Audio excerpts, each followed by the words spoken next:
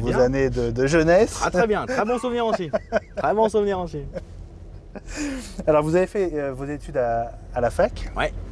Vous avez obtenu un master en droit international des affaires.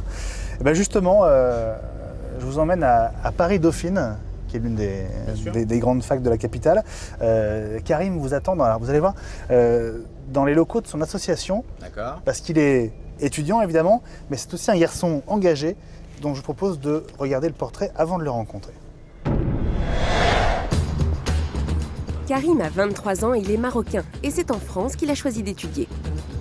Il y a 4 ans, il intègre une prestigieuse université parisienne. Il est aujourd'hui en licence de gestion. Sur ce campus, il se découvre une vocation, l'engagement citoyen. Pour lui, une spécificité bien française.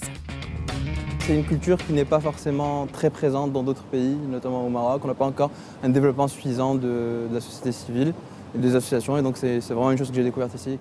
Membre actif de l'association étudiante Fleur de Bitume, Karim donne beaucoup de son temps à ceux qui en ont le plus besoin. Il y a quelque chose de bizarre, quelque chose de pas normal.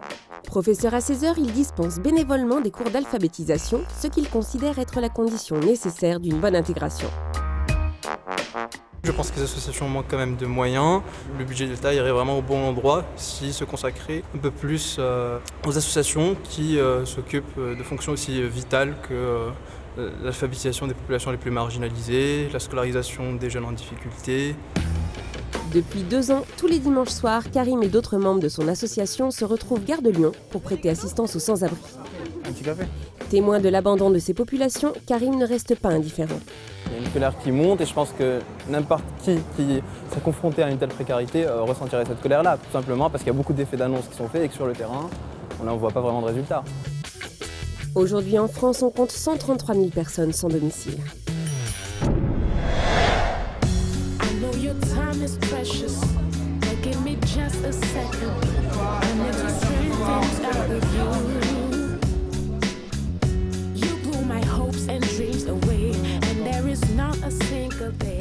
Bonjour, Bonjour Karim. bienvenue à Dauphine, bienvenue à Merci. Fleur du Team. Asseyez-vous, installez-vous. Merci. J'ai souhaité vous rencontrer aujourd'hui, c'est pour attirer votre attention sur la situation des sans-abri et des mal-logés en France.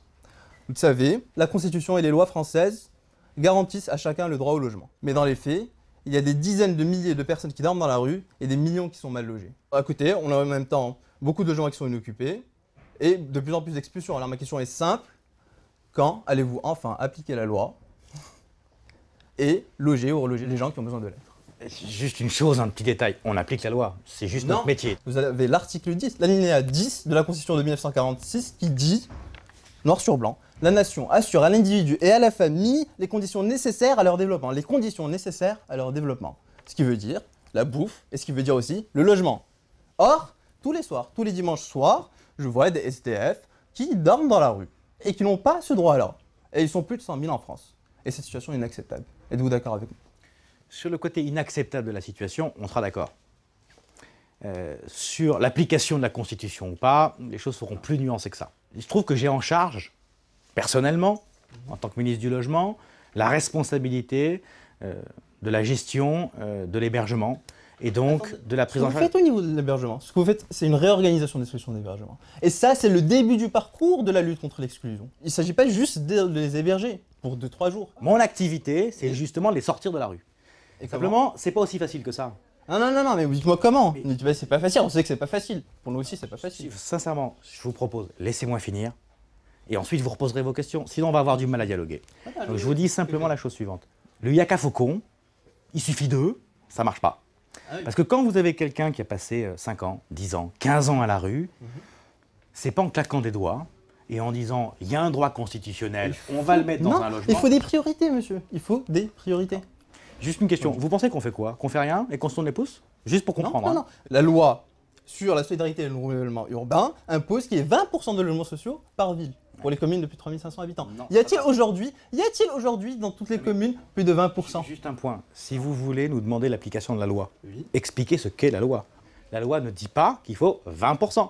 La loi, elle dit il faut aller à 20% sur 20 ans. C'est pas tout à fait la même chose. Bon, premier point. Premier point. Deuxième point. Regardons la réalité de cette loi. Est-ce qu'elle est appliquée ou pas appliquée? Pour reprendre votre expression. Eh bien si. Non, elle n'est pas appliquée. La loi, article 55, nous impose quoi? de faire tous les 3 ans un bilan. Ce bilan, il a été fait, publié officiellement, accepté par la droite, par la gauche, par toutes les associations. Ok, les associations dans le DAL ne sont pas d'accord sur votre bilan. Et le dernier bilan que vous avez annoncé, qui est de 131 509 logements sociaux, je suis désolé, vous dites que c'est un record absolu depuis 30 ans, c'est faux. Il y a 35% de ce chiffre-là qui ne sont pas des logements sociaux. Vous pouvez écouter le DAL, qui est juste une association d'extrême gauche. Qui est apolitique. Apolitique d'extrême gauche. Elle est C'est sûrement un apolitisme Elle est comme un autre. apolitique. Et ils ont d'ailleurs fait remarquer qu'il y avait une hausse des expulsions. 11 000 expulsions par an. 11 000 expulsions par an. Et ça va être aggravé par la loi LOPSI. Vous connaissez très bien la loi sur la sécurité intérieure. Et c'est une loi qui est très grave. Et c'est justement le sujet auquel je voulais arriver. Lorsqu'il s'agit de loger les gens, les lois ne sont pas appliquées. Mais lorsqu'il s'agit d'expulser des mal logés, lorsqu'il s'agit de traquer les vendeurs à la sauvette, lorsqu'il s'agit de surveiller toujours plus les gens en multipliant les caméras dans la rue, vous êtes très fort. Vous êtes très fort. S'il s'agit de contrôler Internet, vous êtes très fort, monsieur. J'aime beaucoup le sens de votre mesure.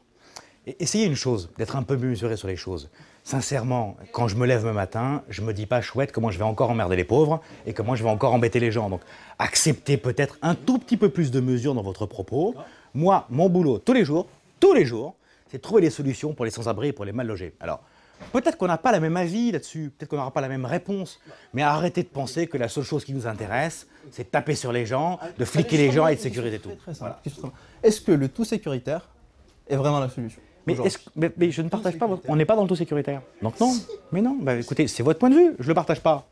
Il y a un autre sujet dont je voulais vous parler, c'est le débat sur l'islam. Et là, j'aimerais vraiment des réponses franches, parce que vous avez fait un certain nombre de propositions, j'aimerais avoir vraiment votre avis là-dessus.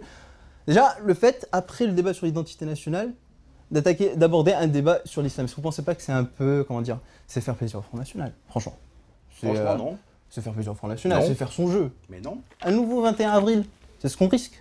Mais je voudrais juste savoir quel est l'intérêt du gouvernement là-dedans. Si je vous entends bien, on est tellement bêtes qu'on fait tout pour faire monter le Front National pour être sûr d'être éliminé au second tour. C'est un peu mon impression. Écoutez, je fais de la politique, je suis engagé dans un gouvernement et a priori mon objectif c'est plutôt de gagner l'élection que de la perdre.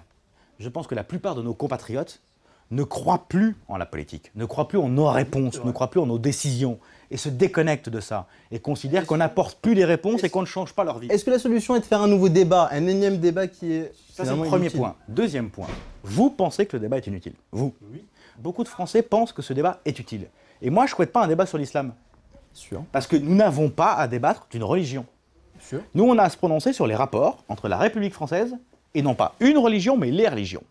Et il se trouve qu'en France, dans notre histoire, en 1905, on a une loi qui a réglé le débat entre la République française et le catholicisme. Ce qui n'a pas encore été réglé. Tout simplement parce que ça n'existait pas en France à l'époque. C'est les liens, les relations entre la République française et l'islam. Et donc, il faut se poser cette question-là. Sans stigmatiser, ça ne sert à rien. Qu'il faut poser cette question. Vous avez fait justement une proposition qui est très intéressante, je voulais y arriver. C'est de remettre finalement, d'aménager cette loi-là pour permettre la construction des mosquées. Alors, d'accord. Alors ma question, voilà, est-ce que c'est faisable? On créerait une sorte d'exception en faveur des mosquées et dans ce cas, on ne respecte plus le pacte républicain. De mon point de vue, toutes les religions, quelles qu'elles soient, du bouddhisme au catholicisme en passant par l'islam, doivent respecter les valeurs fondamentales de la République. Et c'est à partir de ce moment-là qu'on pourra en tirer des conclusions plus ouvertes, notamment sur la loi 1905. Waouh! Ça a été chaud? Bah non, pas chaud, pourquoi chaud? Quand même, Benoît, je me souviens d'une des promesses de campagne de Nicolas Sarkozy. Il promettait la disparition des SDF. Oui, tout à fait. Si, je l'ai vu aussi. Non. Alors qu'est-ce qu'il a dit La exactement? phrase n'était pas celle-là. Elle est plus nuancée que ça. La phrase exacte, c'est plus personne ne doit être obligé de dormir dans la rue contre son gré. C'est pas zéro SDF. Zéro SDF, c'est Jospin. C'est pas la même chose. Il y a malheureusement beaucoup de SDF qui ont créé un sentiment d'appartenance à la rue. Et j'ai fait beaucoup de maraudes la nuit, mais tous les soirs. J'ai fait beaucoup de maraudes la nuit. Et vous avez malheureusement beaucoup de SDF qui n'ont pas envie de quitter leur trottoir. Non. Mais sincèrement, vous le demandez à toutes les associations spécialistes, elles sont là-dessus. On part, je crois que vous avez un petit souvenir à laisser à monsieur le ministre. Au cas où ça vous intéresserait de venir nous aider à Gare de Lyon le dimanche soir, un petit pull de l'association. Eh ben c'est gentil. C'est sympa. Merci Karim. Merci Karim.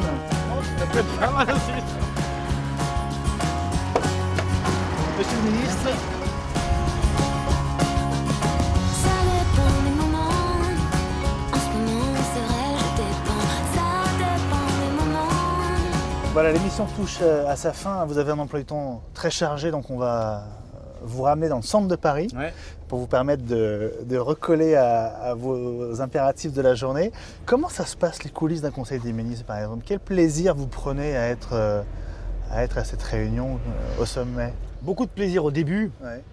Qu'est-ce qui se passe qu'on ne sait pas dans un conseil La des ministres? première fois, c'est un truc où on se dit merde, j'y suis quoi. Ça fait un truc vraiment bizarre. Ensuite, ça devient quelque part une réunion comme une autre. Alors certes, c'est tous les mercredis matins, certes, il y a toujours beaucoup de caméras, certes, il y a tous les membres du gouvernement et des hauts personnages, comme on dit, autour de la table, mais ça devient finalement une réunion comme une autre. Et vous faites passer des petits mots pendant le conseil? Ah, ou- toujours, oui. La logique des petits mots est un truc très marrant, très inhabituel, pour ceux qui ne connaissent pas. Vous avez une table ovale et des petits mots qui passent tout le temps. Et comme le petit mot ne doit pas traverser devant le président de la République, ben, il fait un grand tour de la table. Donc c'est toujours très drôle parce qu'on se renvoie effectivement des petits mots comme ça au Conseil des ministres, c'est toujours un truc assez marrant. Avant de vous laisser filer, j'ai Ouais. une dernière question, une toute dernière. Il paraît que vous avez abandonné votre Harley Davidson pour un scooter. Est-ce que ça veut dire que quand on est au gouvernement, on ne peut pas être rock'n'roll? Alors déjà, j'avais lâché ma Harley avant de rentrer au gouvernement, Ah bon, d'accord. premier point.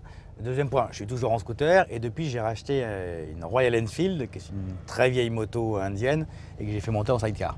Donc je sais pas si c'est être rock'n'roll que d'avoir une Royal Enfield ou une Harley Davidson. En tout cas, je reste en 2 roues et en moto. Et toujours cheveux au vent. Et aux chevaux au vent, j'en sais rien parce qu'il faut mettre un casque. Merci beaucoup bientôt. Benoît Au et revoir. à très bientôt. Merci à vous. Et nous on se retrouve très bientôt sur LCP pour un nouveau numéro de Tout dépend d'eux.